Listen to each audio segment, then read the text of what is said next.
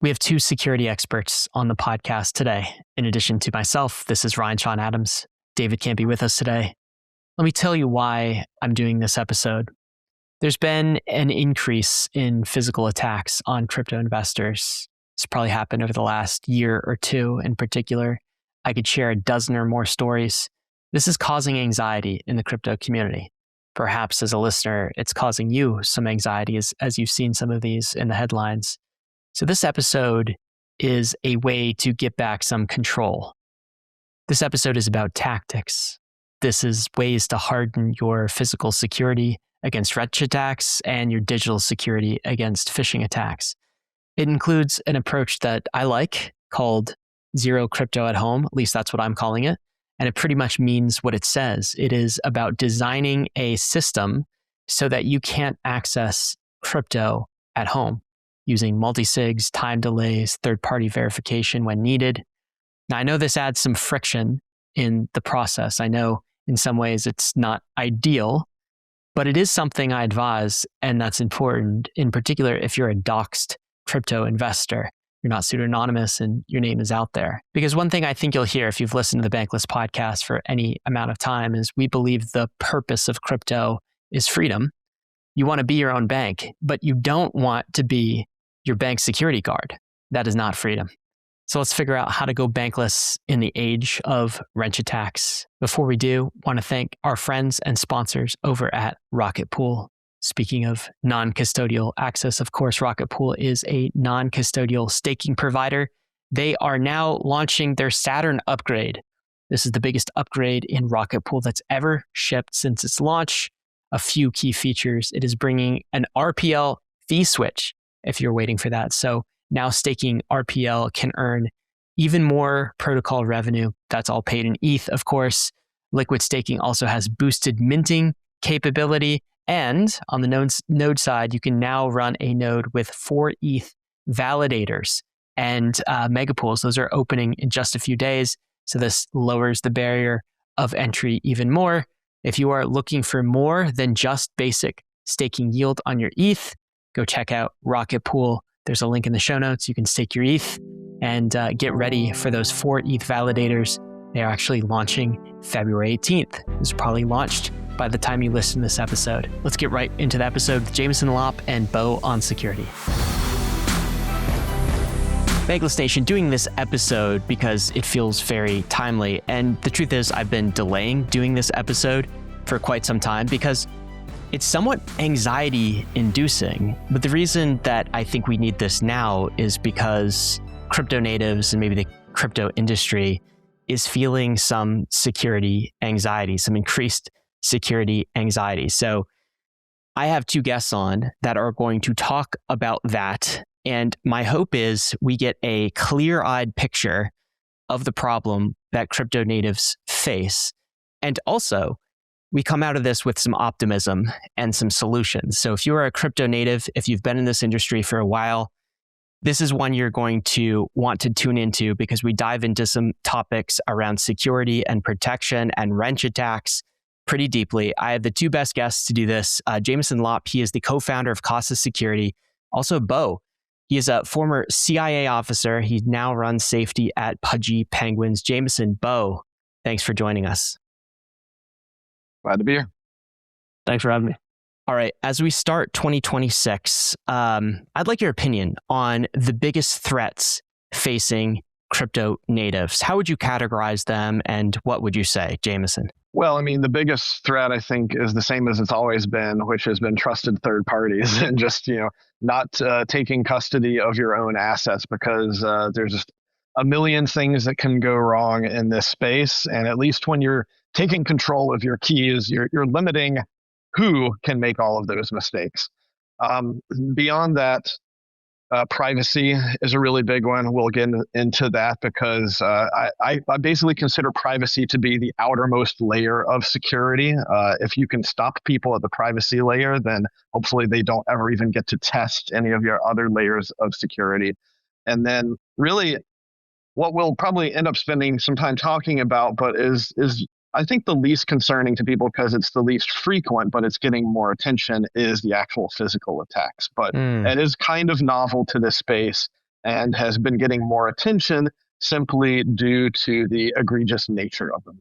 Okay, I just want to drill into that for a minute, Jameson. So you think of all of the threats facing crypto holders and crypto natives today. Some of the threats that we're going to talk about, like wrench attacks maybe, are much more distant than the actual threat of custodying your crypto assets with some sort of third party. And by third party, you mean like an exchange, let's say, or a custodian, an FTX, or a BlockFi that you're not sure about. You still weight those threats as far higher than some of the ones we're going to talk about around, going bankless with your crypto assets. Yeah, or even doing self-custody with novel smart contracts that haven't been sufficiently vetted and audited and stuff. And the problem with any of these is that they can all lead to catastrophic loss.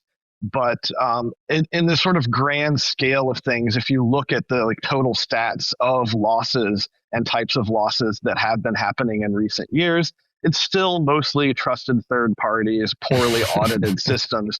And even though wrench attacks are on the rise, relatively speaking, when you compare them to the greater ecosystem of threats, they're still very small. Okay. Beau, what would you say to this same question, the greatest threats facing crypto natives in 2026? I would pretty much agree with Jameson's prioritization there. I think, especially with keeping in mind we may be heading into a bear market. We're in a bear market, however you want to think about it. The risks, like you mentioned, of an FTX or, last cycle, Robinhood had people force sell their Solana tokens, near the market lows, right? When you don't control your own tokens, a lot of bad stuff can happen, ranging from, an exchange trying to do the right thing from a regulatory perspective to an exchange going under. Jameson alluded to this a little bit, but, as crypto companies start to lay off their developing teams because there's just less money in the space, those smart contracts aren't going to be audited as frequently. Scammers are going to focus, potentially on that more than individual investors.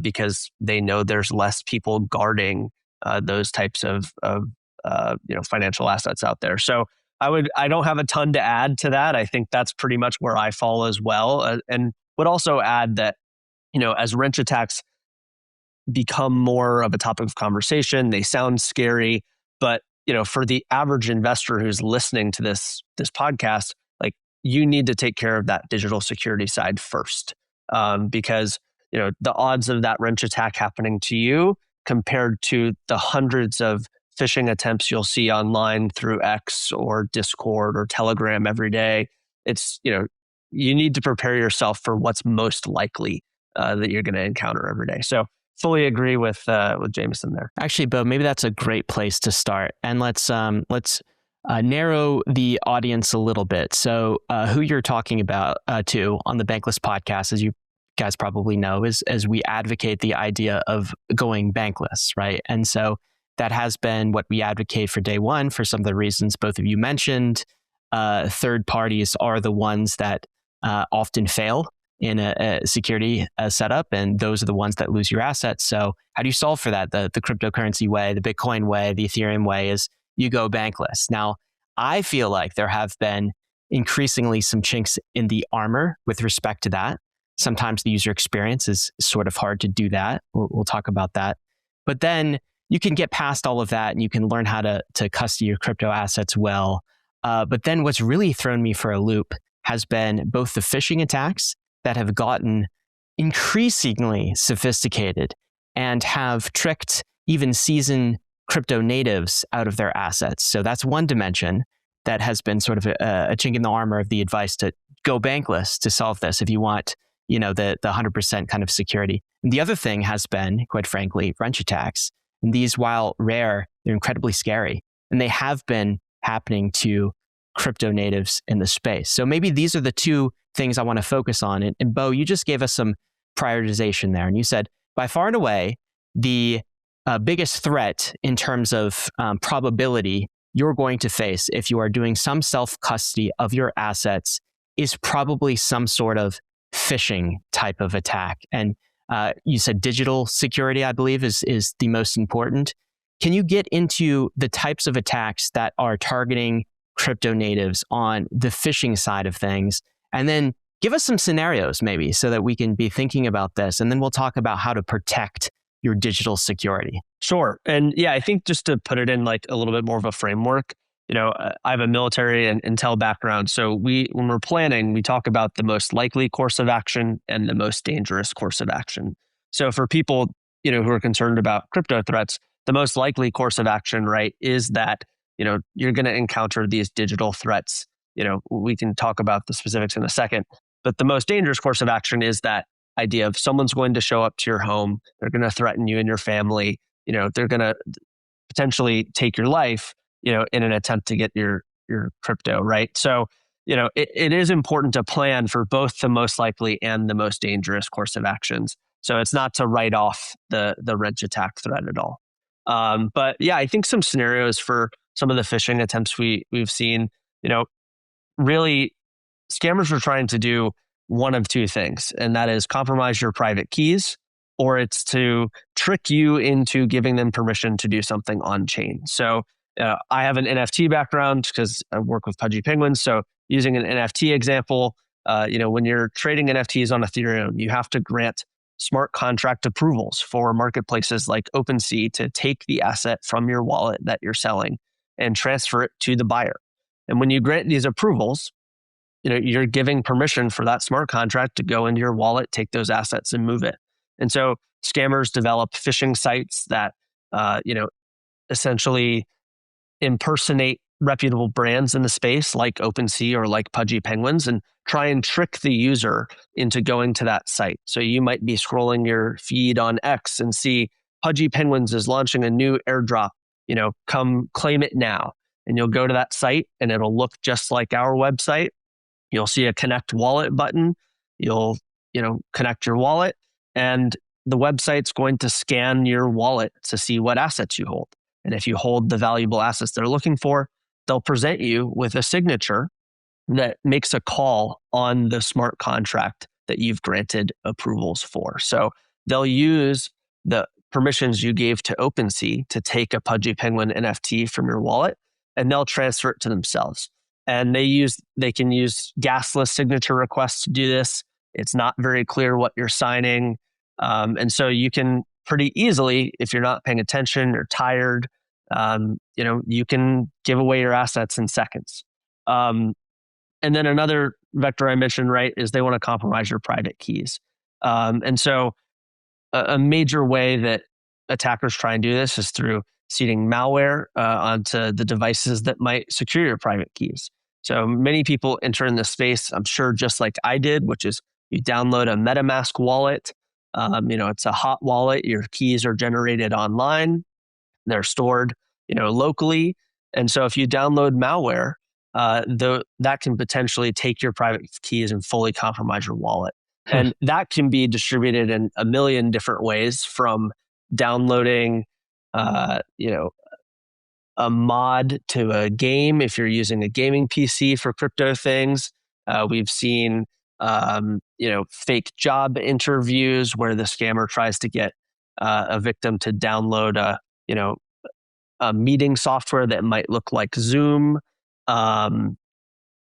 fake versions of, Ledger Live or other hardware wallet, local software. And the whole goal, right, is to get that access to your device that secures those private keys. So I think at a high level, those are two examples of the phishing we see. I think we can talk about social engineering more broadly, but almost all of these attempts have, elements of social engineering, which is really to try and twist someone's emotions into doing an action that they otherwise might not do. So, claiming an airdrop, you're going to get free money. This is an emotional, response that people are going to have.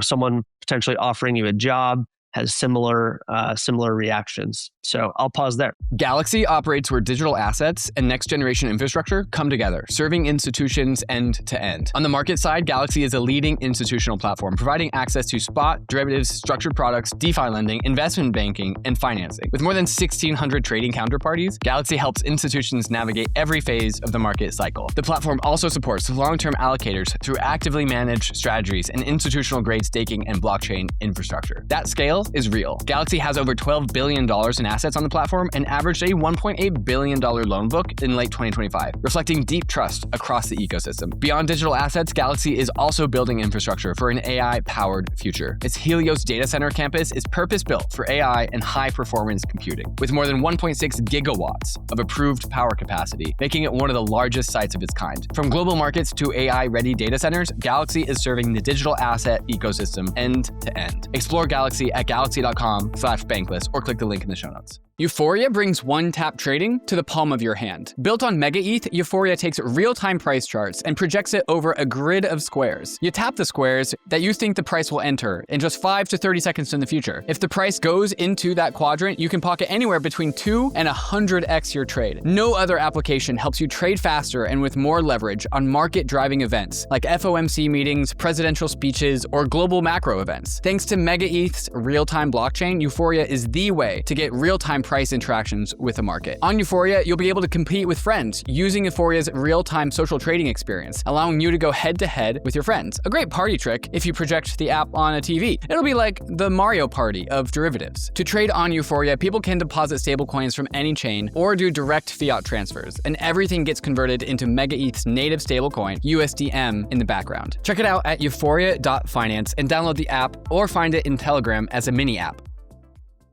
In 2024, emerging markets generated over $115 billion in annual yield for investors, with yields ranging between 10 to 40%. These are some of the highest, most persistent yields on Earth. The problem? DeFi can't access them. BRIX changes this. Built on Mega ETH, BRIX takes emerging market money markets and sovereign carry and turns them into composable primitives you can access straight from your wallet. While DeFi investors earn 3 to 6% on stablecoins and T-bills, institutions have been harvesting 10 to 50% yields backed by sovereign monetary policy. BRIX connects these worlds with institutional-grade tokenization, local banking rails, compliance across jurisdictions, and real-time stablecoin settlement. BRIX does the heavy lifting so DeFi can finally access real collateral and structured products on top of real-world yield. Even the best carry trades can be within reach. BRIX brings DeFi's promise to the emerging world and brings emerging market yield to your wallet. Let the yield flow with BRIX. Jameson, what would you add to the digital threats? Yeah, I mean, I think that's a good rundown of the landscape of threats. And then I would say, the techniques for combating these are actually not that difficult. It mostly comes down to simplicity and minimizing your attack surface.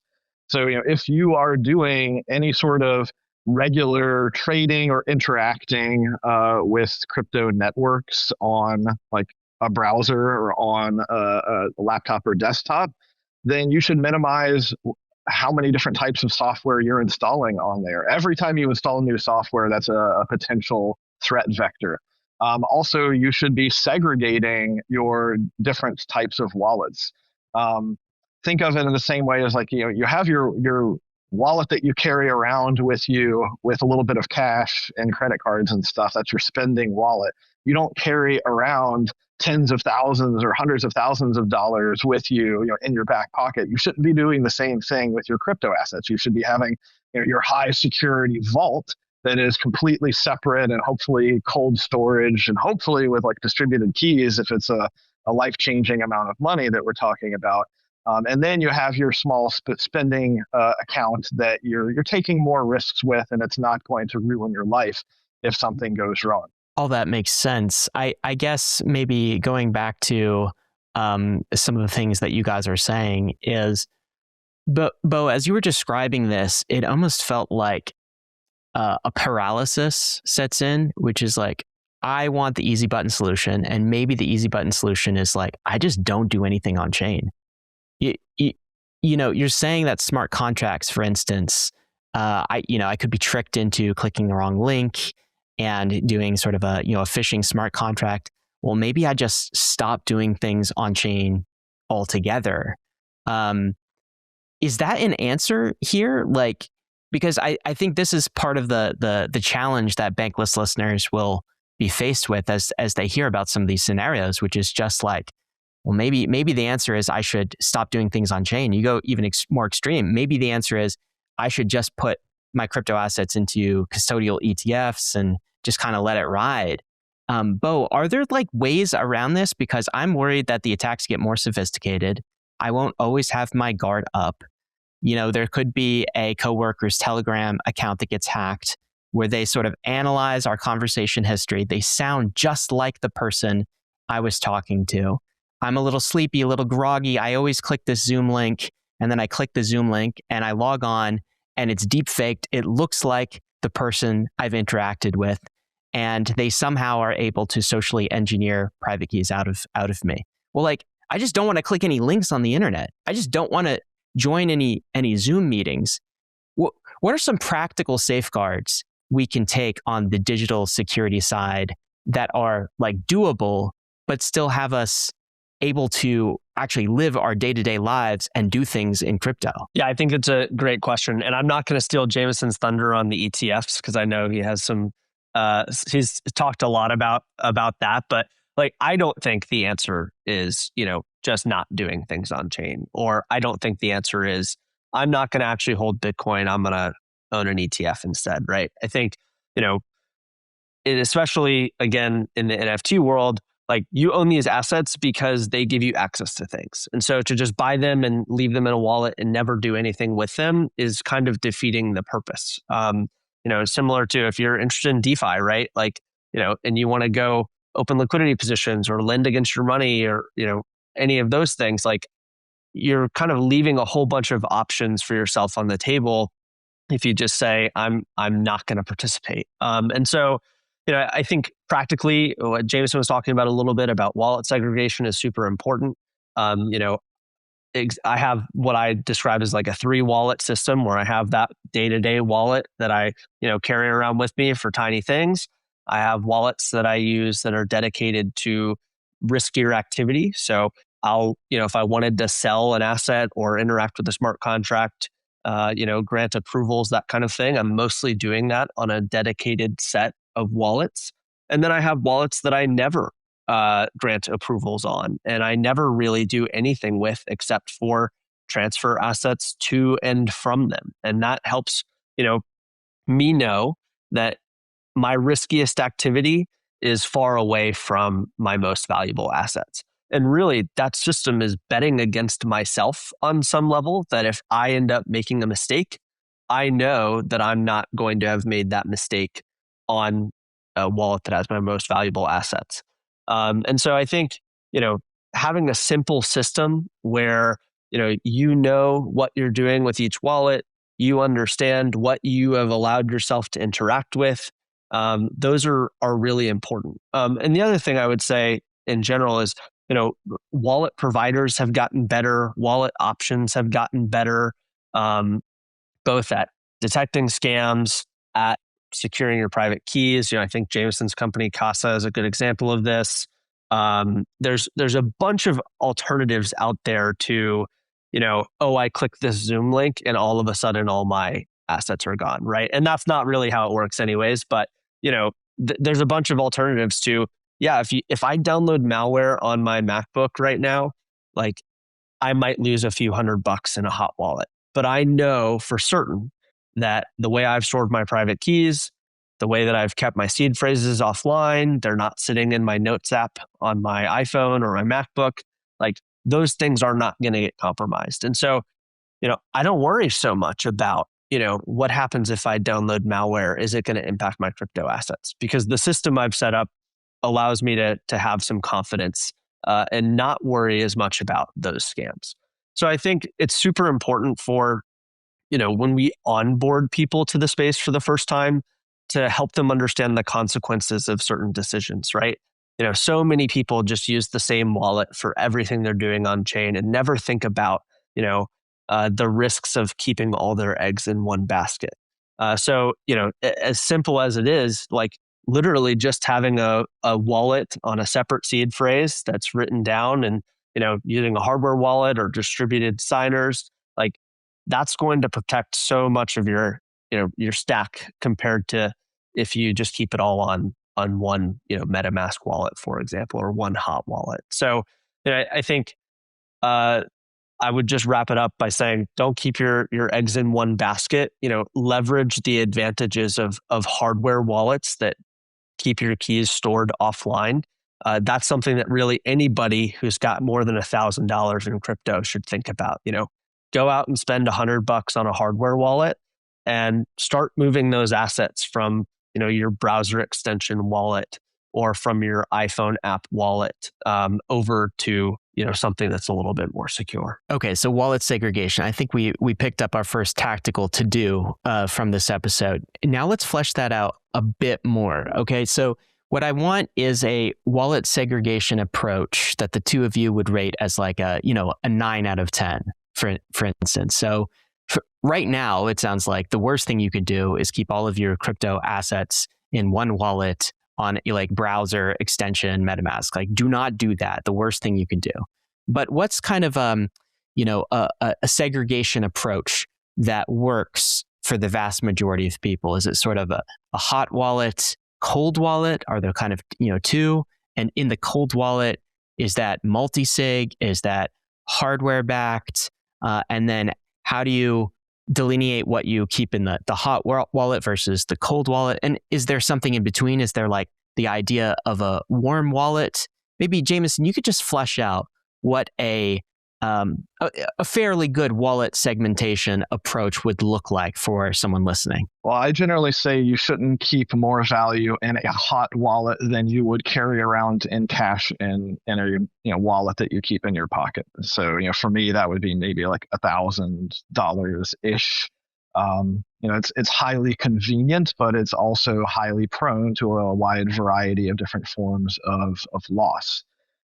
Really, if you have more than a few $1,000s worth of assets, it starts making logical sense to spend $100 to buy one of the well-vetted and reputable cold wallet hardware brands, whether that's Trezor, Ledger, Bitbox, what have you. There's plenty of them out there. It doesn't take too much research to figure out which ones have been around for a long time and have good reputations. And that's good because you can carry that around with you if need be. These are incredibly tiny devices, and you just plug them in to your phone or your laptop or what have you if you need to interact with a crypto asset network to do something. And that protects you from like 95% of the bad stuff that happens out there. The only thing that you need to understand at that point is that you should never, ever, ever type that seed phrase into anything other than the actual tiny little cold storage device itself, because that's where the social engineering comes in. Our best practices around security have increased so much over the past decade that's why you see social engineering as the most common form of attack these days, is because the malicious actors out there know that they're not actually going to be able to compromise these devices that are incredibly hardened and simple and difficult to get malware onto because they're designed to resist malware. So instead, the weak point for most people these days is right here between your eyes, is they're going to try to trick you, and they're going to use very common tactics, fear, doubt, urgency, to try to make you think that there's some sort of emergency where you need to take action, and you jump through hoops without really thinking about it too much. And I think that people mostly need to understand that as soon as you are taking custody of your assets, with great power comes great responsibility. You are taking on a great power because you no longer have to ask permission to use your assets as you wish, but now you are the bank. And banks put a lot of effort into their security for a reason. There's a reason why banks exist. It's because people generally prefer to outsource all of the complexities of security. So one way I like to look at it is, how there's a lot of drugs out there where on the label it says, do not operate heavy machinery while taking this drug. I think that you should look at it as you should never operate a crypto wallet when you're not in peak cognitive condition. If you're under the influence of anything, if you're tired, if you're sick, that can cause you to not be as aware and catch things where some attacker is trying to trick you.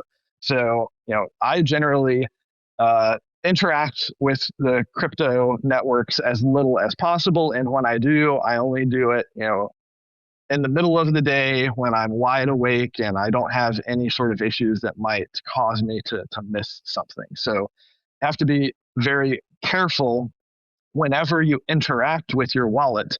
It is a potentially catastrophic operation, because if you screw up, if you fall for a trick, there's no one out there who can undo it. So I guess maybe an instinct, if you're feeling some sort of rush from some source to do this transaction now, whatever the cause of the source, you should really pause, you should take a deep breath, and you should try to wait, 24 hours at least for that panic to subside. You shouldn't do anything in a rush or in a panic when it comes to on-chain assets. On the social engineering side of things, how about sort of reducing the channels?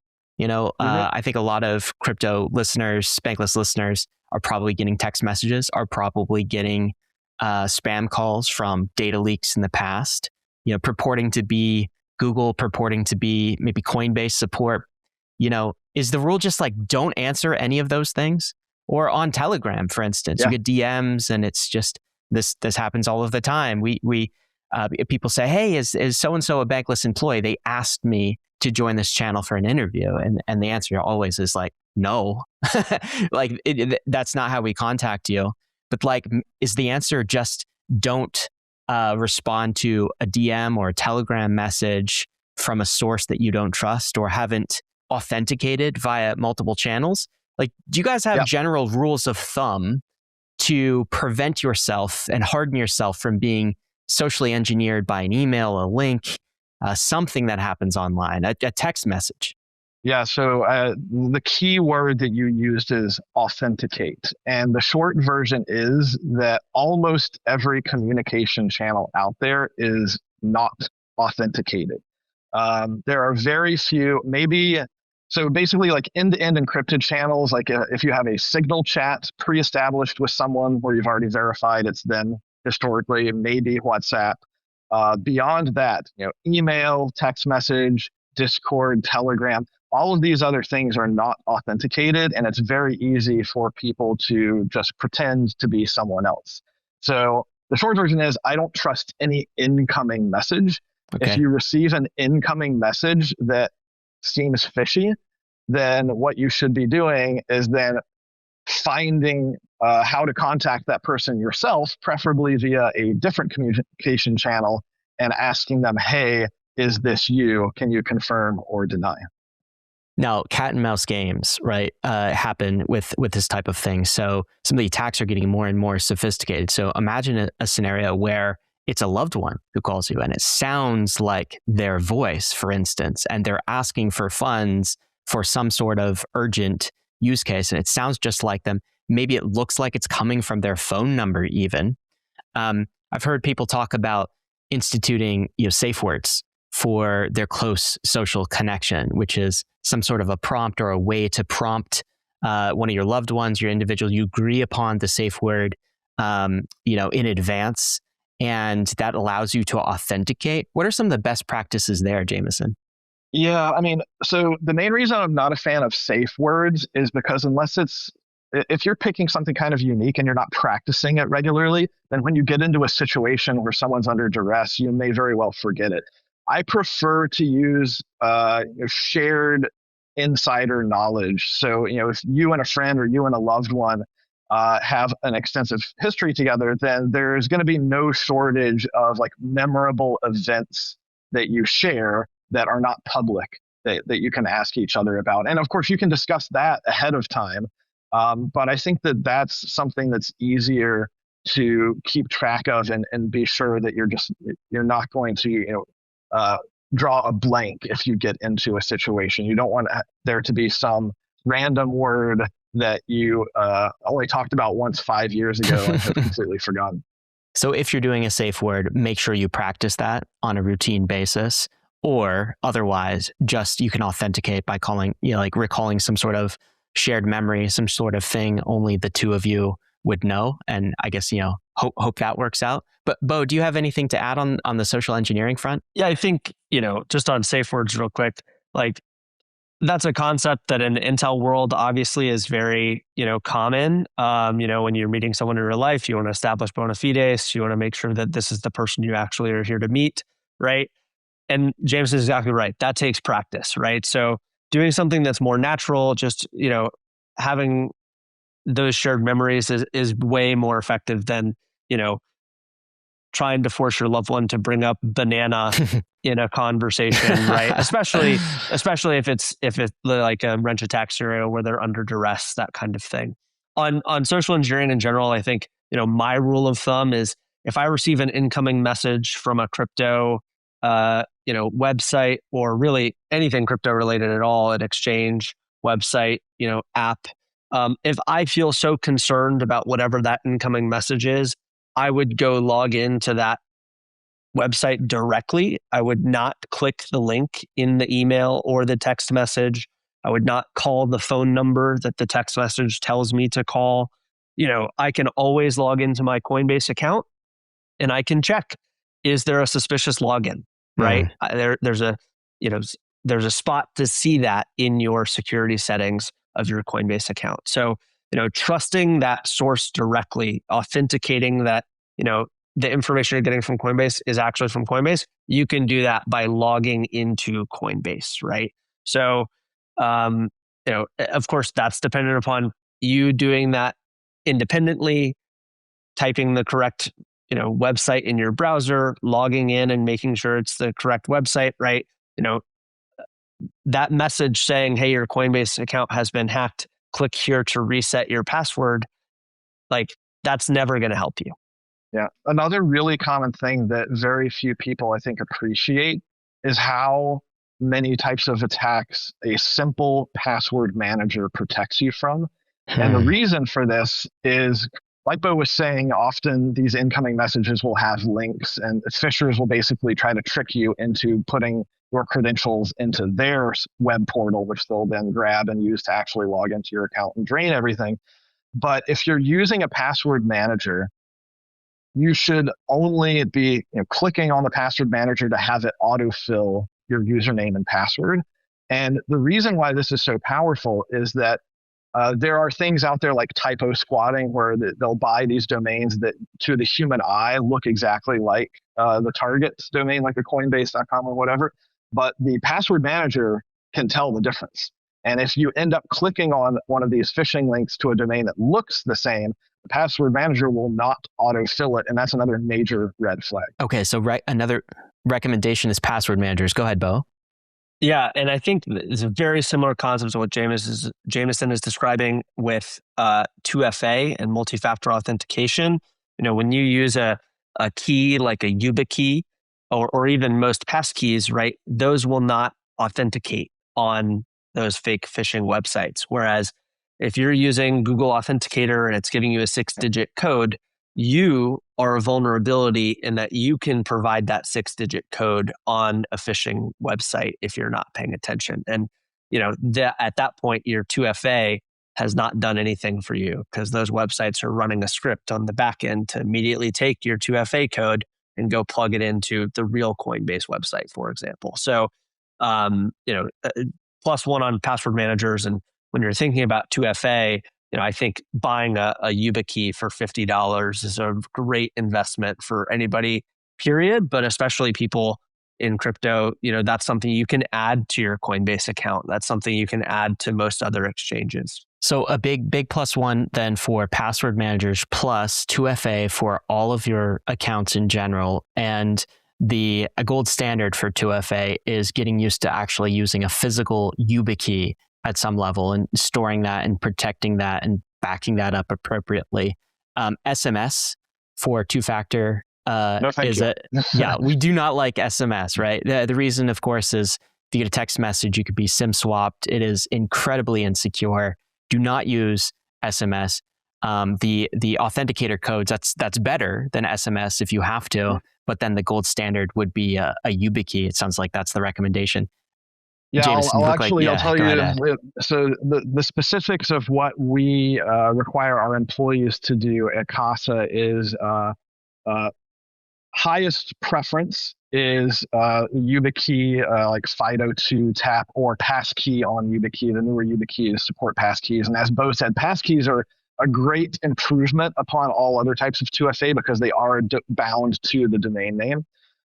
Next one below that is the TOTP, the time-based one-time passwords, which is the 6-digit rotating passwords. Many people just say Google Authenticator because that's the most common software. But Google Authenticator itself, I hate because by default, it will actually upload all of your secrets to the clouds, to your like Google Drive. Insane. And so then if your Google account gets exposed, they Right. can grab all of those. The cool thing, once again, about YubiKeys that I think a lot of people don't know is that even if a service doesn't support the FIDO, U2F, or passkey on YubiKey, there's actually some software for YubiKey called YubiKey Authenticator, and that's like Google Authenticator, except it stores the secrets on the hardware device itself. So once again, you're getting all of that physical security where unless an attacker actually takes physical control of that YubiKey, they can't do anything. And then the last vestige of 2FA beyond that would be like email, and then potentially SMS. There are still actually often banks only support the SMS 2FA, and there's not much you can do about that. Personally, what I do is I have a ton of different virtual phone numbers, and the virtual phone number services are segregated and they're set up behind their own credentials, and they can't be ported away. And so it's about as good as I figure you can get when it comes to SMS security. Can we say on digital security a word about email? Because so often, as the founder of Proton Mail came on recently, he said email is not just email anymore. Email is actually identity.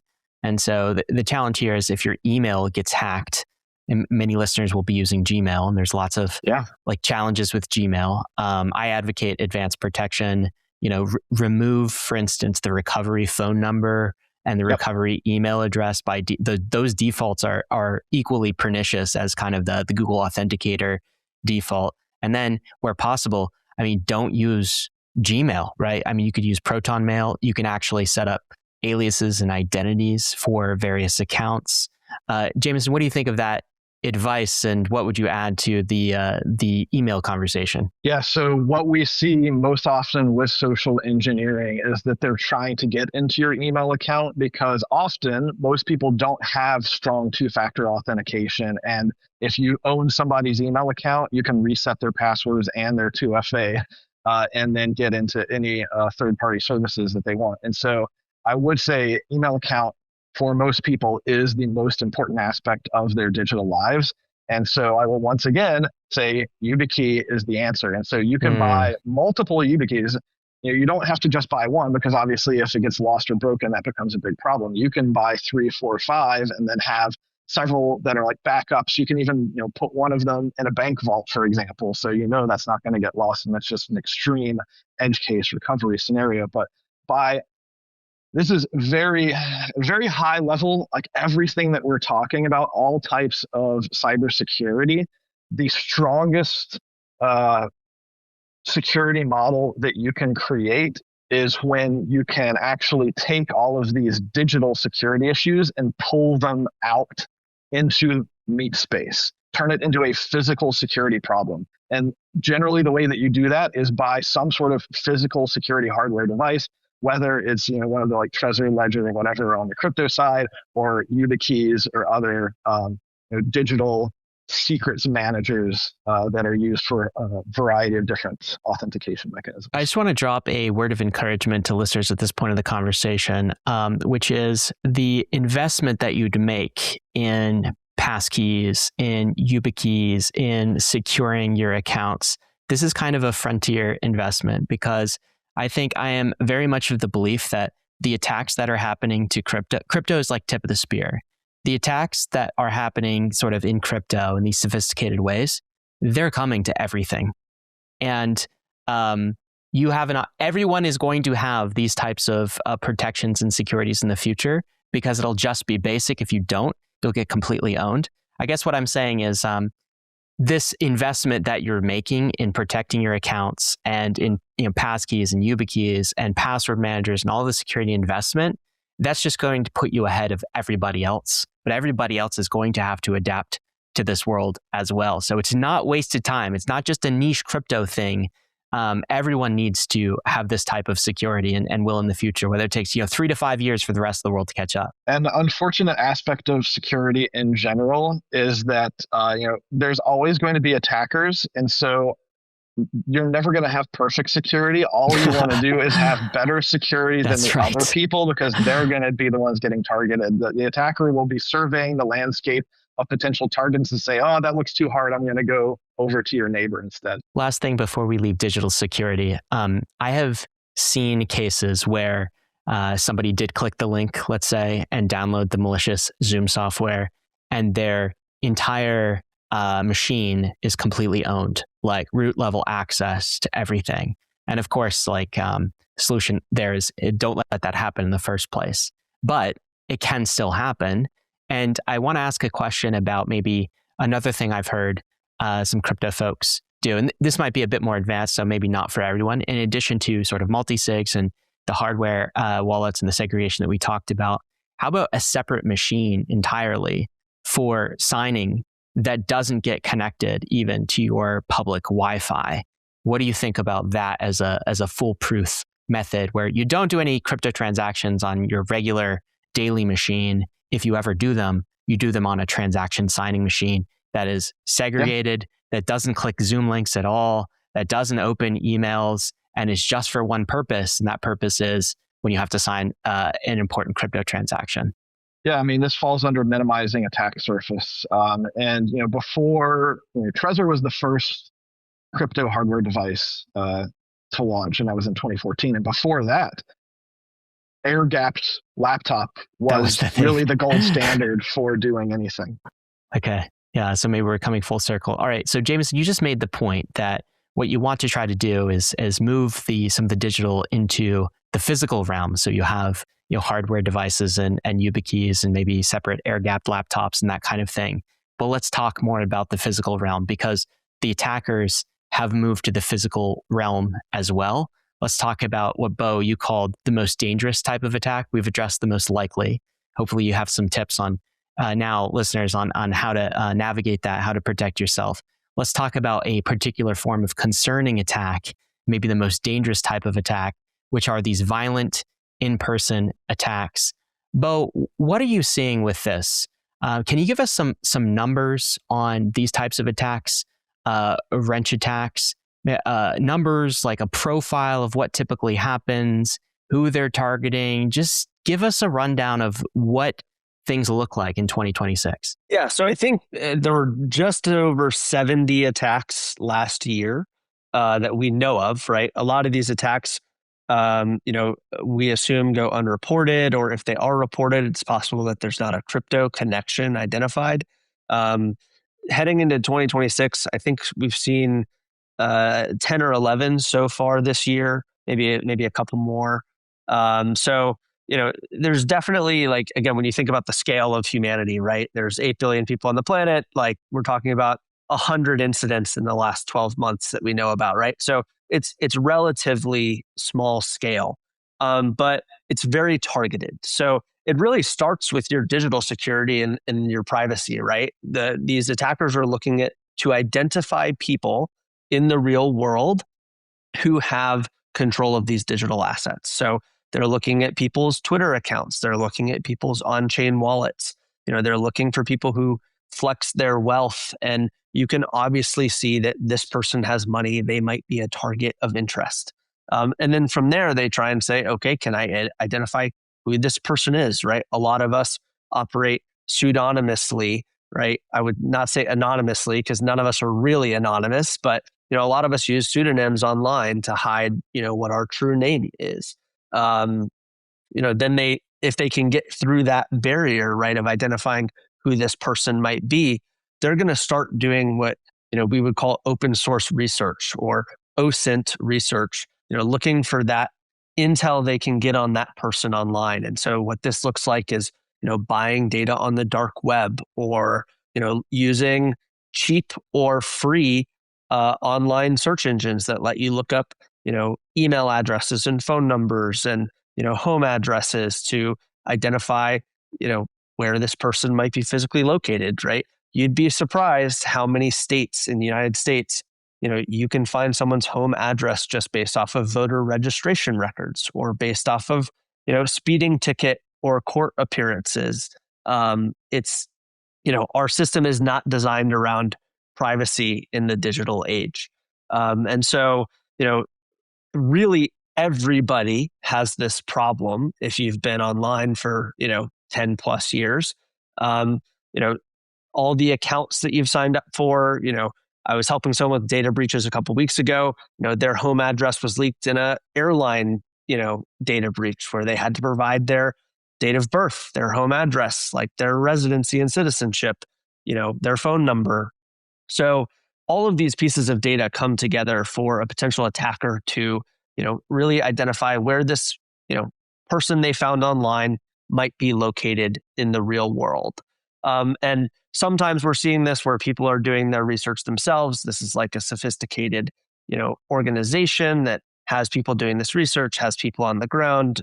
Other times we're seeing people in the digital space sell this data to people who are willing to conduct those real world attacks. But the attacks look a little bit different depending upon the situation, but often we're seeing them occur at home. Someone walks up to your door pretending to be a delivery driver, a police officer, some plausible sort of reason why they would be at your home. They knock on the door, you open it, and then they, either try and convince you to let them into the home, or they'll force themselves into the home, right, by brandishing a weapon or, physically pushing through the home. And then, a common thing we've seen, right, is attackers, detaining people, right, tying them to a chair, something like that, threatening them, essentially trying to get them to share where their, crypto wallets are, where their seed phrases are. And then their goal, right, at that point is to find that information and get out as soon as possible. We've also seen instances where this turns into like a kidnapped for ransom type situation where, let's say, they burst into a home and, the keys aren't stored there, or the wrong person is at home, et cetera, then they might get in contact with the person who does control the funds and say, I have your loved one, send me $10 million in Bitcoin, right? So, those are some of the tactics we've seen. It's a little bit different depending upon, again, the situation. We've seen people grabbed off the street. We've seen people, kind of mugged, right? Walking in and out of office buildings. For the most part, these are targeting like, well-known figures in the space, influencers, executives of crypto companies, their family members. So that's sort of, from step A to Z, how does it go? And I'll let Jameson add anything if he has something. Yeah, and Jameson, while you're adding, can you tell us what in the world is happening in France right now? Because it seems like there is a very active cluster in France. And so people in the crypto community in France are really dealing with this. But it's not limited to France. I mean, these types of attacks are happening all over Europe. They're certainly they're happening in the US, and they have happened in 2025 in the US, and just the way Beau was describing. But there does seem to be some cluster in France. What's the pattern there and why? I think there's a number of things going on, though I will note I did an extensive breakdown of this in a presentation I gave last year. And on a per capita basis, France was still not in the top few. It was actually Dubai on a per capita basis that has the most wrench attacks. And if I recall correctly, pretty much all of them were due to people engaging in high value face-to-face OTC trades. So basically, someone showing up usually to a hotel room with a briefcase full of cash and wanting to do a swap one way or another. But the other interesting thing is that Dubai also has the highest rate of bringing the criminals to justice, 100% capture rate of the criminals, probably due to their high level of surveillance throughout Dubai. So what's happening in France? I mean, I think there have been several organized gangs that have been operating. I know there was one where I think the mastermind was operating out of Morocco, and I think that he got caught last year. Another thing that has happened is that we know that there was a corrupt tax official who was selling people's private data. So people who had crypto related stuff on their tax returns, that was getting sold to some sort of organized crime groups. Insane. And So essentially a government bribe to say, who has crypto, who's likely to have this value. And, you have to report these things to the government in France. And so they just bribe an official and the official gives up names and addresses. Yeah. And so there was a similar problem actually in Sweden, where Sweden requires you to make all of your tax information public. And so there were a number of wrench attacks in Sweden because you had to basically tell the entire world, hey, I'm declaring crypto on my taxes. And I don't know. I mean, I haven't been to France in a long time, but I certainly see a lot of feedback on these posts of people basically claiming a sort of like cultural decline occurring in France, where there's a sort of lack of law enforcement. It seems like they are catching a number of people, but it also seems like a number of these people who are getting caught are not getting particularly severe punishments. But to your point too, Jameson, like the pattern is like oftentimes there will be an external actor mastermind who might be completely remote, trying to parse through the target data, and who then kind of, hires, works with, splits proceeds with kind of a more local group of thugs, young thugs with nothing to lose, maybe does not have the capabilities to do all of the operational intelligence in order to target people. And that mastermind sometimes can be very tricky to pin down, even if the local thugs are actually captured. Yeah. And then remember, Ledger is based in France. I'm sure they have a lot of French customers, and they've had a number of data breaches over the years, though I don't think we have any information to directly tie the data breaches to the attacks, but it seems quite plausible that that's yet another factor here. With the organized crime groups, another pattern that we've seen, though it's mostly been happening in Southeast Asia, is we've been seeing organized crime gangs from one country go find out about nationals from that country. And then when those nationals go on vacation to a different country, usually in Southeast Asia, they'll send the people over there, wrench attack them, and then fly back. Wow. And I think this is an interesting cross-border jurisdictional arbitrage type of organized criminal activity happen. Okay, so especially go ahead, Beau. In the EU too, right? Where you can get from France to Switzerland without showing a passport, or you can get from France to Spain, right? It just gets you one jurisdiction away very quickly. I think one of the more recent attacks in France, the attackers ended up getting caught on a train where they were going from Paris towards southern France near the Swiss border. So the idea of conducting the attack and then quickly moving either into another jurisdiction or far away, I think that's an attractive thing about Europe. Okay, so the scariest version of this, I think, to many people maybe listening, is not the version where they're meeting somebody in a parking lot, or they're flashing their assets on social media. At some level, I think most listeners to this are savvy enough not to do those types of things.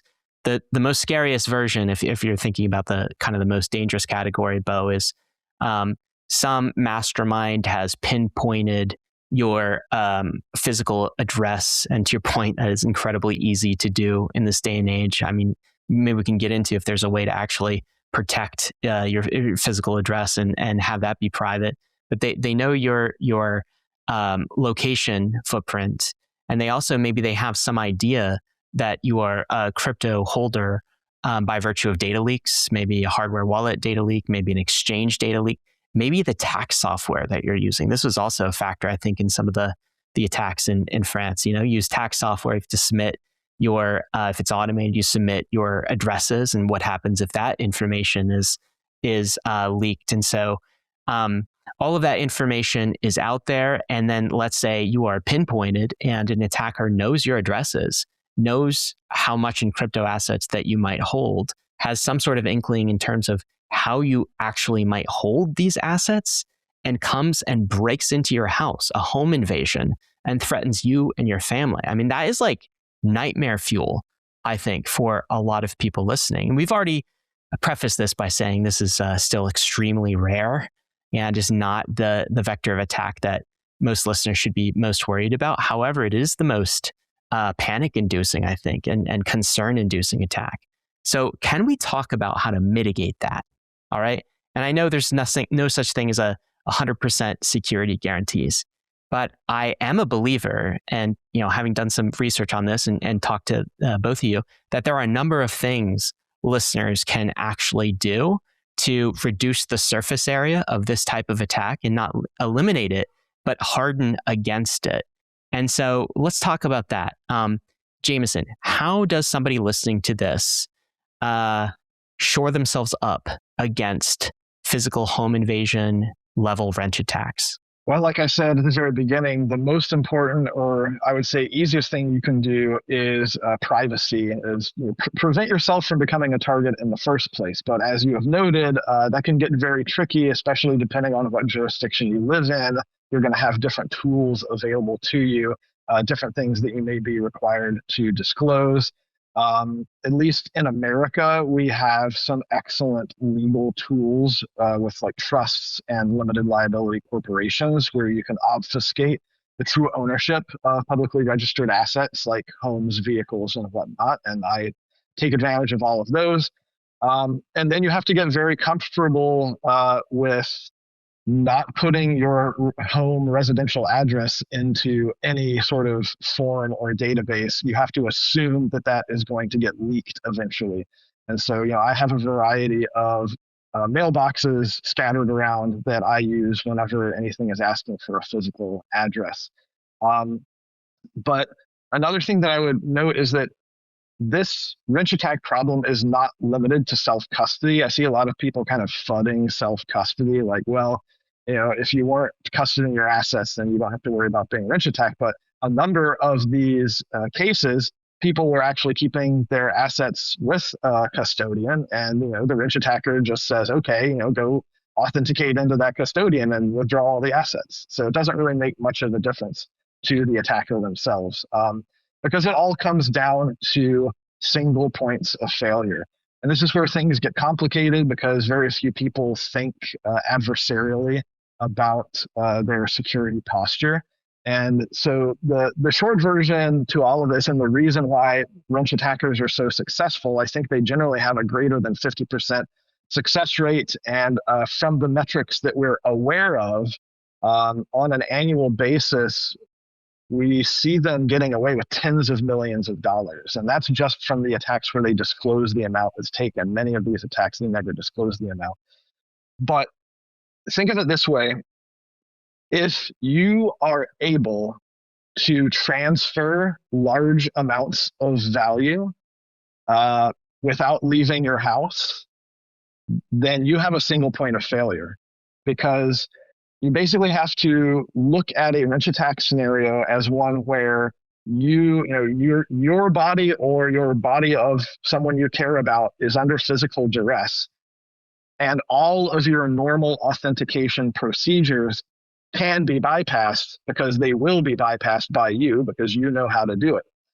So the only way to truly prevent a wrench attack from being successful, if they have already gotten past any privacy protections you have, is to take yourself out of the equation as a single point of failure, which basically means you should not be set up with, at least with your like long-term savings cold storage, such that you can authenticate and transfer that value without having to physically go to multiple locations and go through multiple physical authentication procedures.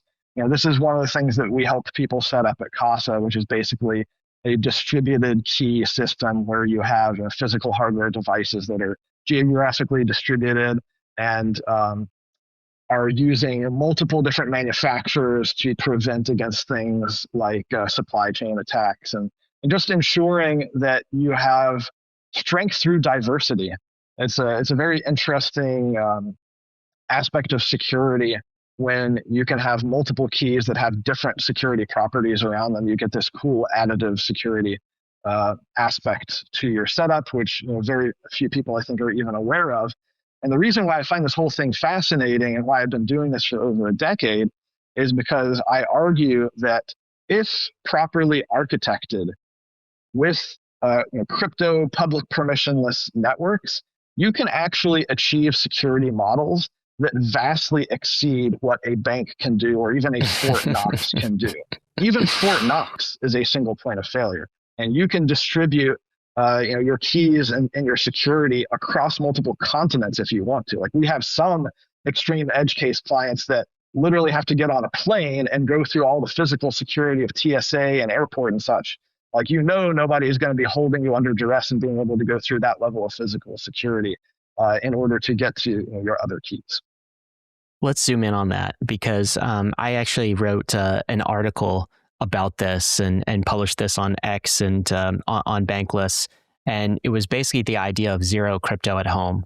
And this is kind of the revelation after listening to security folks for some period of time that the gold standard for defense against a successful wrench attack is actually, Jameson, as you say, you have almost zero crypto at home. So the way I define this in in a mimetic format is no hot wallet at home with funds over $1,000. All right, you wouldn't carry that at home or on your person. No cold wallet at home. Period. Okay, and no exchange. This is key that allows moving funds without verification and delays. So zero crypto at home. You have it when you don't have the ability to access your funds without a time delay, without multiple locations, without possibly some sort of third-party authentication, say safe deposit box or some sort of other location where you access one of the pieces of your multisig, and you make that a thing. You make that your posture. You could still go bankless, of course, but you just don't have access to any of your crypto assets. And to me, as I was uncovering this, so maybe we'll dive into that a little bit deeper, actually, Jameson. So if somebody wants to implement what you're saying and what I wrote about, which is zero crypto at home, what sort of tools do they need in order to implement that? I feel like the core of this is kind of some sort of multisig wallet, potentially with time delays, and a way to, and also if they keep any crypto assets on exchanges,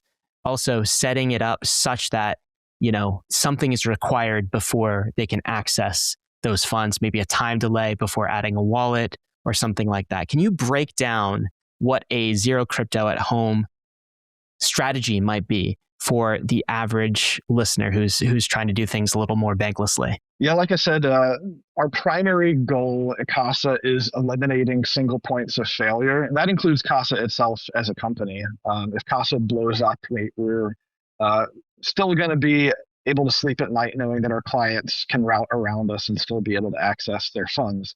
But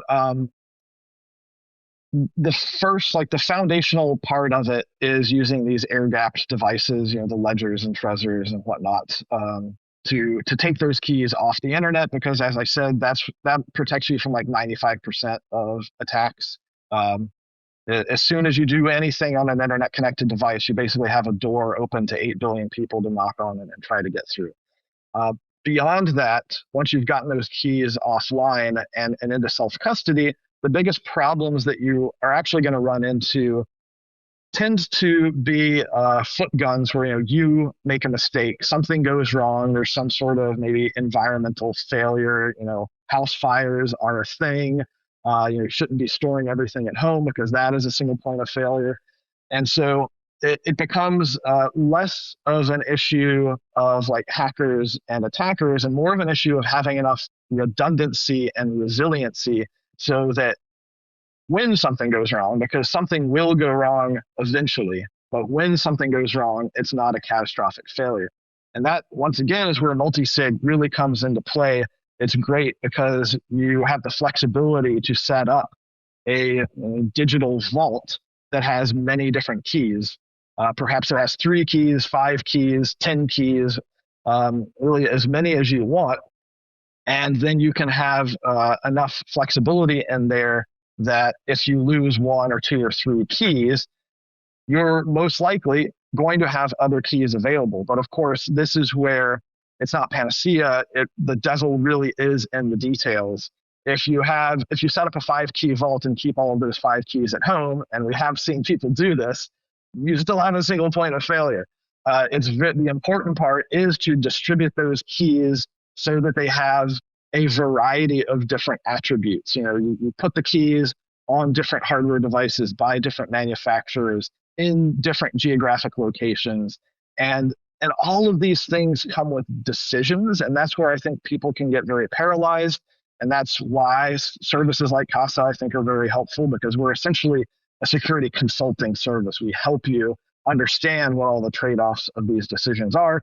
And usually each of these decisions is going to be you trying to figure out convenience versus security. So a simple example is, how far apart are you going to put those keys? You could put them one house down, and as really convenient, but perhaps not incredibly secure. The extreme example I already gave, you can put them on different continents that require you to take flights, which is the extreme level of security. You even are at the point there of jurisdictional arbitrage if there's some sort of government level action against crypto. But of course, it's incredibly inconvenient.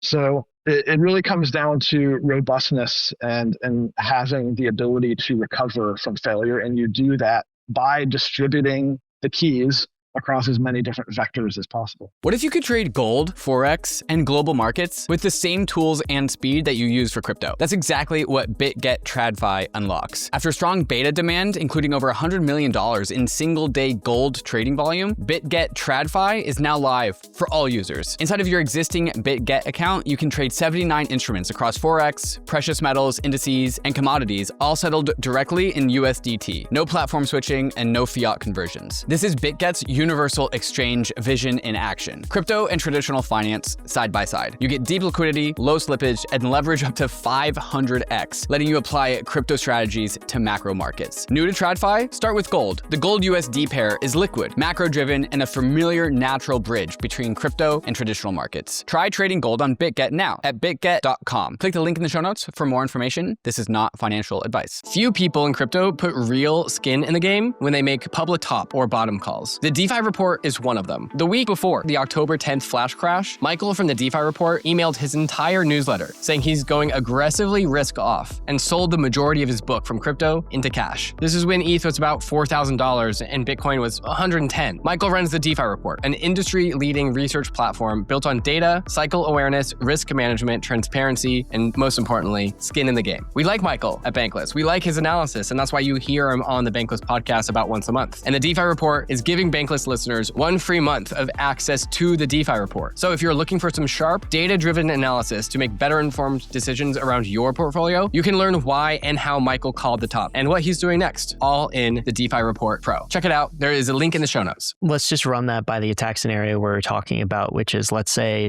you're targeted in some way. You have a multi-sig set up, whether it's Casa, and Casa, I believe, supports Bitcoin, supports Ethereum, supports stablecoins and those crypto assets. There's other multi-sig technologies as well. There's Safe, for instance. I've heard about people using Bitcoin vaults like Zengo. Anyway, you have your multi-sig set up. So what happens in a wrench attack type of scenario? So someone busts down into your house, and then what? You say, I've got zero crypto at home.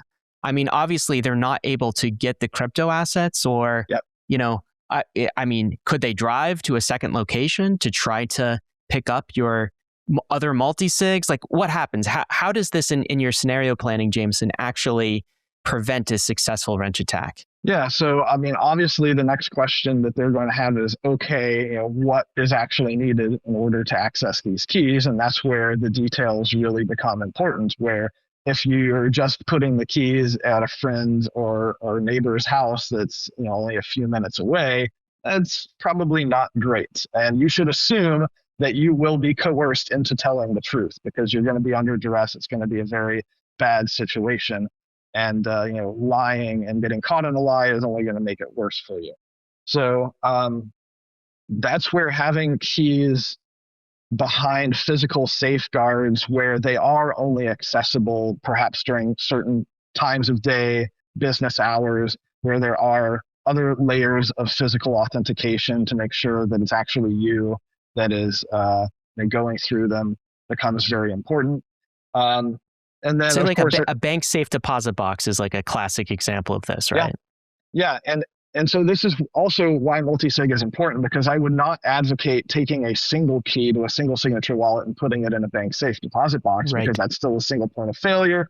The bank could have an employee that goes corrupt. Or we've even seen times when law enforcement has come in and completely swiped entire safety deposit box This is happening in rooms. California. There's some other states that have done this. Yeah, but if you only have one key to a multisig, once again, you could lose access to that. It could be taken or destroyed, and it's fine. You can recover from it with your other keys. Okay, so if you're doing that correctly, then the attacker basically can't get anything. I mean, like, will they be frustrated that they can't get anything? Will they believe you? Like, That's what a great else thing. can It you doesn't do? matter. It doesn't matter if they believe you. And now, of course, the next question is, what are they going to do as a result of being frustrated? And the next logical question most people ask is, well, should I have a Duress wallet to try to pay them off and make them go away? And unfortunately, we don't really have any data that shows that Duress wallets work. We've actually seen the opposite, where people have immediately handed over everything that they had, and the attacker believed that they had been trying to dupe them with a Duress wallet, and they kept torturing them for a long time before they finally got frustrated and ran away. The one thing that I will say I think works in the favor of victims here is that there's a very incredibly low rate of homicide from these attacks. If you think about it, these are robbers. They are willing to use intimidation and some level of violence in order to get a very, very large payday. But they generally are not willing to actually murder someone and have law enforcement come after them for murder.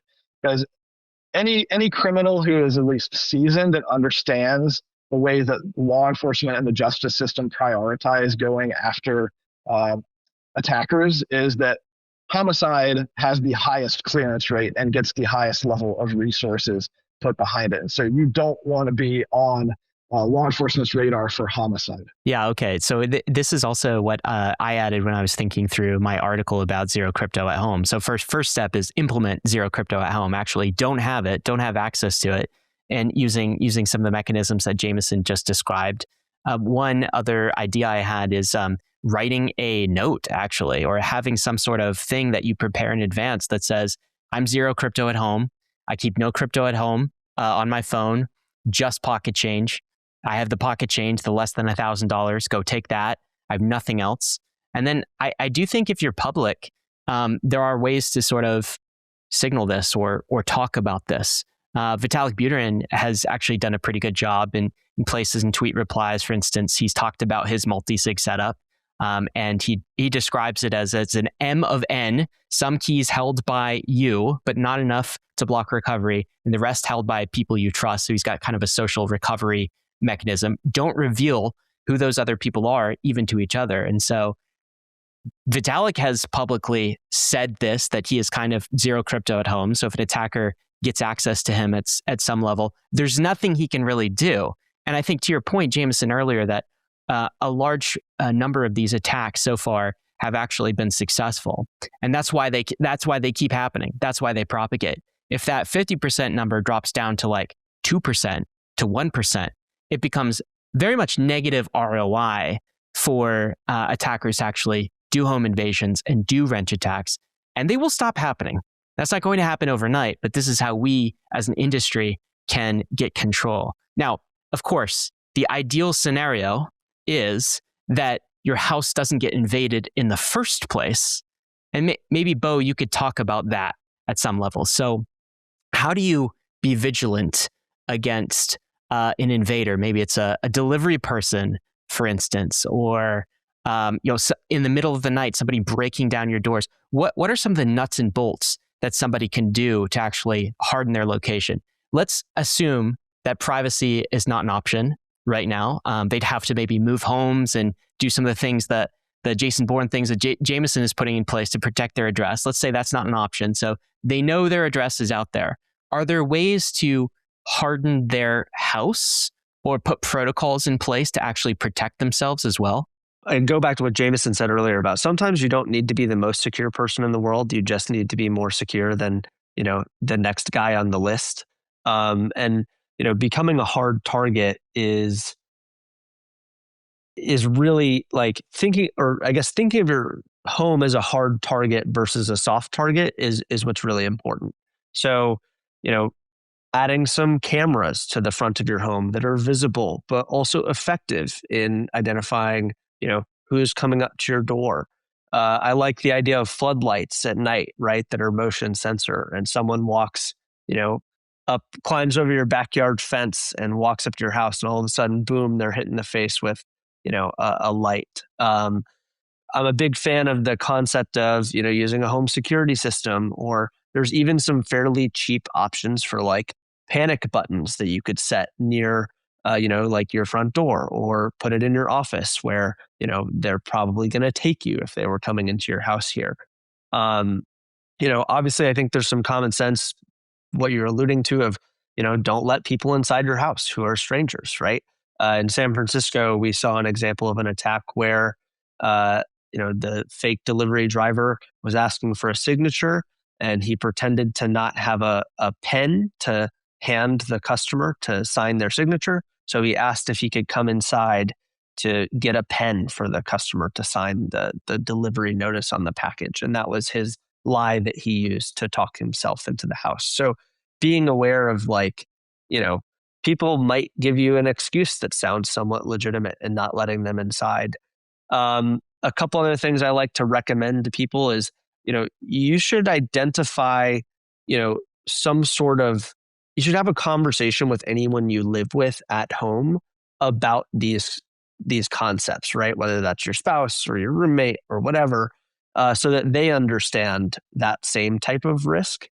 And, really importantly, in that moment, that you have a plan, right? So, maybe your safe room that you designate is your bedroom, which has another lock on that door, where it maybe has a phone that you're going to be able to alert the police, or maybe that's where you put a panic button to, alert the police at that time. I think it boils down to, make sure that if someone's like scoping out your house, because we know they do this, right? They're going to case your property before they go and conduct an attack. Like if they see cameras out front, if they see, motion sensor lights, they might be discouraged from conducting, that sort of attack. And then once something happens, like, don't just be blindsided by what's happening right in front of you. Have a conversation with yourself and the people you live with ahead of time of, what do we do if we think someone's trying to break into the home, right? The first time you think of that shouldn't be when it's happening to you. And it can be as simple as, I have a panic button in this location. I'm going to go press it. It's going to alert my security company. They're going to call my cell phone. I'm not going to pick up. And so I know the security company is going to go call the police. I personally am an advocate of self-defense. I think, I'm not going to recommend that to people on the call, because I think it's, it really is a very personal decision whether you choose to fight off an attacker, whether that's grabbing a baseball bat or whether that's, using firearms or something else. Like, you may be making things worse if that's, what you choose to do. If you're not trained, you don't know what you're doing. But like, that's a part of my personal security plan, right? If someone breaks into my home, like, I am prepared to respond to them with force, right? So I think there's a bunch of different options there. The basics should be, how do you make your home itself a hard and unattractive target through the use of cameras, through the use of lights, through, having strong locks on your doors. I mean, windows people can break through, right? A security system that will alert people if someone does try and break into your home. So in the United States, this is like your classic ADT security system, those panic buttons I mentioned. And then the last thing I'll mention is, a lot of people don't live in homes, right? They live in apartment buildings. They live in, in these kind of shared spaces. And that can be to your advantage or disadvantage as well, right? If you live in an apartment building that requires key fobs to scan up to the elevator, that requires, that has a 24/7, desk person or security guard outside your door, those factors might discourage people versus, if anyone can, like I remember in college, when we were sneaking into our buddies' apartment buildings to go, to the pregame, right? Like, you would just tailgate someone into the building and there was very low security. So when you're choosing where to live, especially when you're moving, those are some factors you should think about. Is how secure is this location I'm actually moving myself into? Does it deter an attacker because there's a camera up front or there's a security guard sitting at the desk? Could someone scan up, just walk to the elevator, press a floor and get off, right? Or do they need a key fob to actually get up there? So there's some factors you can think about too if it's not an actual standalone home. I think that's a fantastic list of factors. I could tell Jameson wants to add a few things. I'll add a few other things too. I think on that point of somebody coming to your door that's not scheduled that you don't know, don't open the door. Talk to them through a camera if you want. Make that a policy in your house. It feels at first a little socially awkward, but once you adopt it into your security process, you're like, why not? The other thing I would say is, in addition to self-defense, as you talked about, Beau, and I think, Jameson, you've thrown out some stats that unfortunately only if something like 6% of all of these crypto wrench attacks have been defended against by self-defense. So if you do that, then make sure you're good. I would say some of that self-defense, not to say you could outsource it, but you can outsource that to a big dog.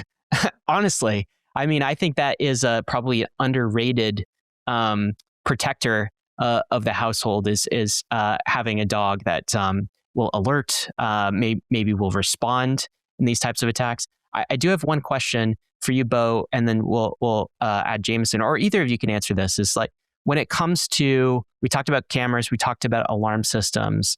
Are there things you can do to actually harden your entrance points, your doors and your windows?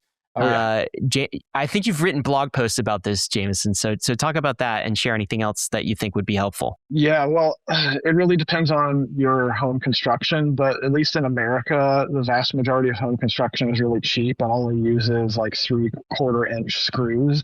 And for $20, you can get double length screws with hardened striker plates that massively improve the robustness of the door hinges and locking mechanisms in the frame. And then if you want to go a little bit further, and I've actually done some testing around this, there are a number of security films out there. I would go with a 3M film and get it professionally installed on the windows. And those won't make them completely impervious, but they will give you probably at least 30 seconds to a minute of additional time where someone has to try to break through them before they can actually ingress into the house. And that's kind of what you're looking for with those types of solutions, even with kind of the reinforced doors with longer screws. Basically, it turns something that can be kicked down in 5 seconds into something that's just, you got to give 30 seconds and you got to give some good. And that obviously is something that's very alertive. It buys you time. That definitely strengthens things. Yeah, and you actually hit one of what I was going to mention with the dog is a really easily overlooked thing, and it doesn't even have to be a big dog. And in fact, in most cases, smaller dogs are better at alerting when they hear stuff. And everyone knows the yappy dog that just will not shut up.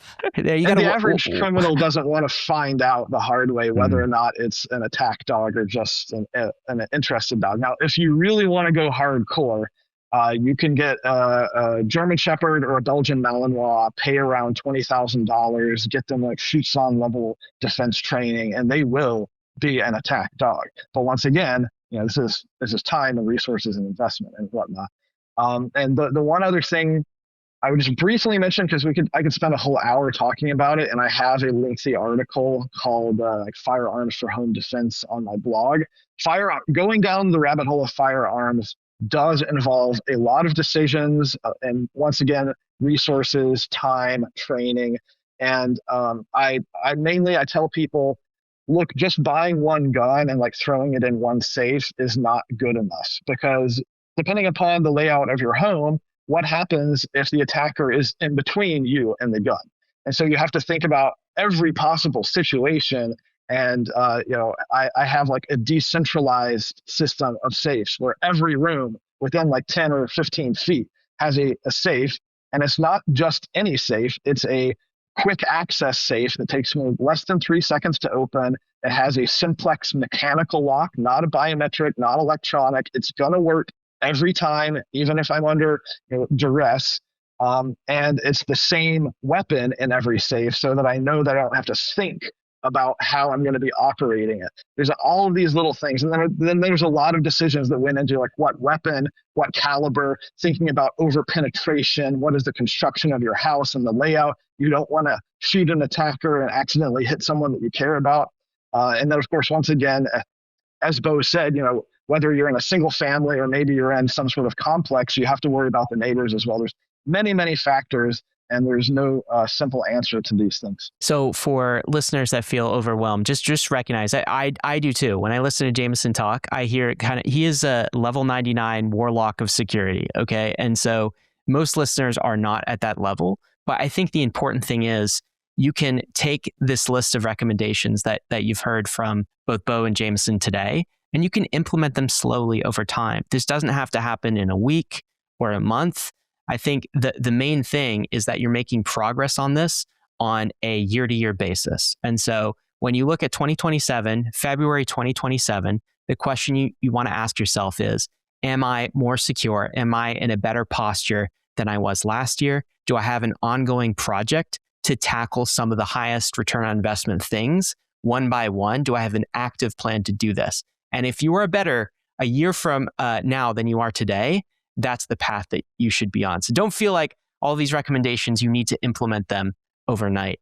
Beau, I want to ask you about another thing, because we were talking about some of these attacks being targeted, right? And so one of the parts that I think we don't like about blockchain right now is that there is not good native on-chain privacy techniques to obfuscate addresses. And so this does give some sort of mastermind the ability potentially, if you're not careful, or even sometimes if you are careful, the ability to identify your wallets and your assets on chain. Are there ways to prevent that type of thing, to be careful? In my article, I throw out some obvious ones, which is just like, hey, don't link an ENS name or an NFT that you use as your PFP to some of your main accounts holding crypto assets. Like, don't do that. That's a bad idea, right? And realize that when you transfer assets from one address to another, that can obviously be linked to anyone that's kind of looking on chain. But then I think when people are looking deeper in terms of privacy, they're like, well, how do I keep some of my addresses private, right? Do you have any solutions to that, or what would you recommend on the on-chain address privacy side? Yeah, I mean, I think the simple man's answer, right, is if you want to set up a new set, new wallets that are private from old ones, fund them from a different exchange than the one you used to fund your first wallets. That's not true privacy because you're not, hiding who you are from the exchanges, right? But from a attacker perspective, I have wallets that I've set up through a different centralized exchange that don't talk to each other on chain. I don't share NFTs. I don't use, Beau security as a ENS name. For me, that's something I did a while ago, and I've just stuck with that system. I think there's a lot of tools that have come out recently or been developed more recently, like Zcash with near intents as a privacy option. There are privacy tools out there like Railgun. Obviously, there's infamous Tornado Cash, right? I mean, I think if you start playing around with those things, you have the potential to cause yourselves more compliance trouble with the exchanges you do use, that kind of thing. It kind of depends on what your risk tolerance is for that. But for the average person, especially, I think the average person, right, doesn't necessarily have this Twitter account profile that is, attached to their on-chain wallet. And so, that may not be as much of an issue. But for people who want to, take their on-chain cluster of wallets and separate them from, any activity they're doing in the future, the simplest way to do that from what the general public can observe is to just set up new wallets through a different exchange and transfer funds that way. Jameson may have a far more advanced answer than me on this, but I think there's so many compliance risks and other things you can get into with using a lot of the mixing tools and other things that I don't have my thesis on this fully fleshed out, I think, of what's the best thing to do. it's, the deck is stacked against you on most of these networks, public permissionless networks that operate completely transparently. Trying to be private on a completely open network is difficult, to say the least. I don't even really use mixers myself. As you said, they can actually cause problems because you might get associated with other activity that you don't want. And really, if you need strong privacy, this is where I tell people to use Monero, use Zcash, use a network where strong privacy is built in at the protocol layer, and you aren't having to jump through a bunch of hoops and figure out these complex technical machinations to try to create privacy on a transparent network. So I mostly don't try to tell people what to do from a privacy perspective, because there's just so many foot guns out there, and it's very easy to screw up. Even if you are doing a lot of things privately, you only have to make one mistake and blow a hole in everything that you've done. I think that captures the current state of privacy for sure. And unfortunately, that's really where we are as an industry. There aren't a lot of great solutions for Bitcoin or for Ethereum right now, although new solutions are coming together every day. And I think this is a big area of investment. We see protocols like Zama has been pretty cool. That's new on the scene. There are things like Aztec. There are things that are in development. It still feels like the status quo. The best you can do is move funds through an exchange and create a new wallet. But then, of course, that is a vector too, because what if the exchange leaks data? How invisible really is that? It's just definitely, it's not great right now. Privacy is not great right now in crypto, and that's just a realization. One other thing I'll add is just an emphasis on be careful of the tax tracking app that you use. There are some local versions that keep all tax information local on your machine that you can switch to. We'll include some links maybe in the show notes to that. But I mean, that seems like that's a vector I worry about a lot. I mean, these are entities that are not necessarily putting in exchange level security practices in place, and they're not custodying assets, and they're cloud-based solutions. Mm-hmm. They can be hacked. If somebody can tie your on-chain profile and your address to that hacked information, identify who you are, then they know where your wallets are. So that is something that might be actionable as we wrap this episode out. So also, I would say do not fall for the convenient path of putting exchange API keys into your tax software. Yes, it makes it easy for them to get the data, but there have actually been hacks related to that where the attackers get the API keys and use it to take over your exchange account. So yeah, I think stuff like Rotkey, for example, which is a local version of it, is the best way to go. Unfortunately, we're in a position where the attackers are getting more sophisticated in the tools that they're using now. The ability to leverage AI to put all of this data set together and to kind of mastermind what targets to attack, that's getting more sophisticated. But I think the goal that both of you emphasize is we're not looking for perfection here. We just have to be better, more hardened than everyone else. And I think some of the tactics we talked about will help listeners do that today. I guess I'm kind of met with this as I've been thinking about this increasingly in 2026. As I mentioned, I wrote that Zero Crypto at Home article, which is kind of uncovering some of my thoughts on best practices to prevent wrench attacks, with a lot of input from the crypto security community, which is fantastic, and of which both of you have contributed so much. But it does feel like a bit of a setback for the Bankless vision. That's kind of what I'm left with. I'm just it's not the full story here. We're not done yet. And certainly there are even more challenges with the custodial solutions that we see in the traditional world, of course.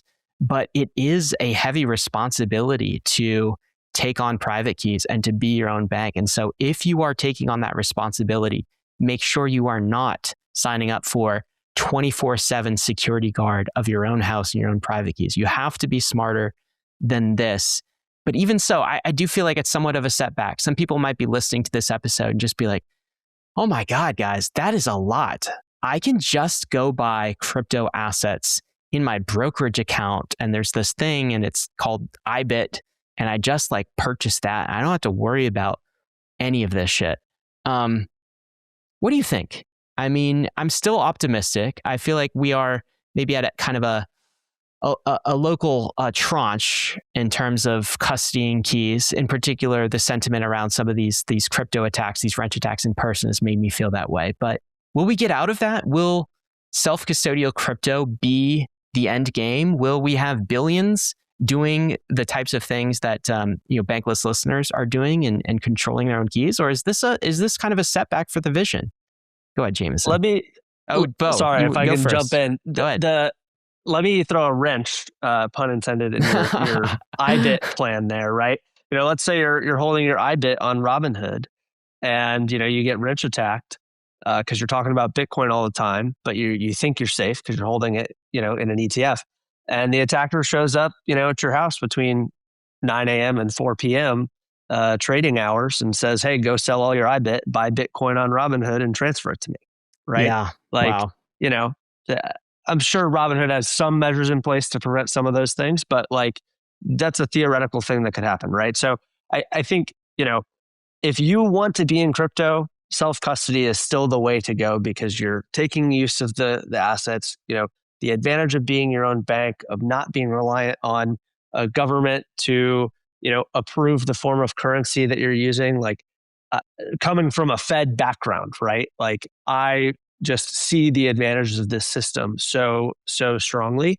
And to Jameson's point earlier today, by taking the right steps, you can actually get stronger than bank security while having the advantages of, making your own decisions around your money.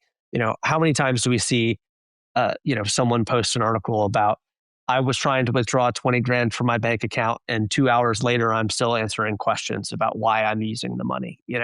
I think that the advantages of that system will overcome the security challenges, especially as new tools get introduced, as wallets get better, as police become aware of these trends and start cracking down more on the crime, right? As more wrench attacks fail, as more scams fail, I think there's no reason why we can't get to a very similar place in terms of safety of crypto as, sort of the Web 2 environment is today. Well said. What would you add, Jameson? Yeah, I mean, look, the reason why I've spent the past decade building self-custody systems is because I felt like we are fighting against human nature. And human nature is to generally choose convenience at the expense of almost all else.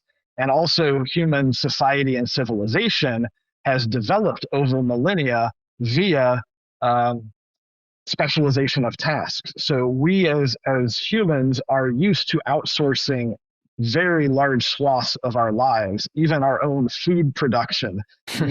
These things are incredibly important to our day-to-day and long-term living. And so, outsourcing financial stuff is also second nature. And so it's really going against the grain to tell people to completely flip that model on their head and take responsibility for a very important aspect of their lives and their finances.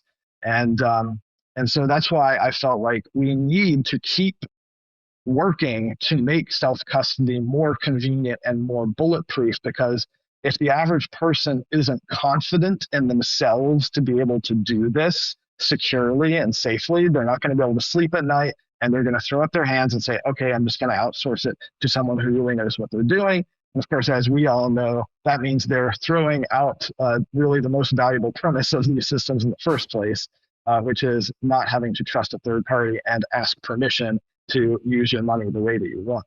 And so I think I'll close out there's this one quote that comes back to me all of the time, which I think is pretty fitting in this situation, because we've spent the past hour and a half talking about how complicated this is and how many different things you are having to worry about if you want to manage crypto securely. And that is this quote: "If you wish to build a ship, do not divide men into teams and send them to the forest to cut wood. Instead, teach them to long for the vast and endless sea." And this is why I preach the gospel of sovereignty, the gospel of empowering yourself via these public permissionless protocols so that you don't have to rely upon the whims of bankers and regulators and governments and whatnot. And so, that, in a sense, that will get us written off as the paranoid crypto anarchists by the Michael Saylors of the world. And I'm okay with that. I just want to see as many people as possible understand that this is an option. And if you're willing to put into the effort, you can greatly empower yourself and your family for many generations to come. Well said. And I don't think we're paranoid. I think we're just ahead of the curve. And the end goal, as you said, summed it up well, is sovereignty. Is another word for that is freedom. And so I think one way that Bankless listeners can lose their freedom is if they become a bank security guard and they feel that pressure all of the time. But some of the tools that we talked about, multisig is so key for this. Once you have a good multisig setup, I think you'll feel much better about your position. You implement this and you will be able to take back your freedom. Let's end it there. Got to let you know, of course, crypto is risky. You could lose what you put in, but we are headed west. This is the frontier. It's not for everyone, but we're glad you're with us on the Bankless journey. Thanks a lot.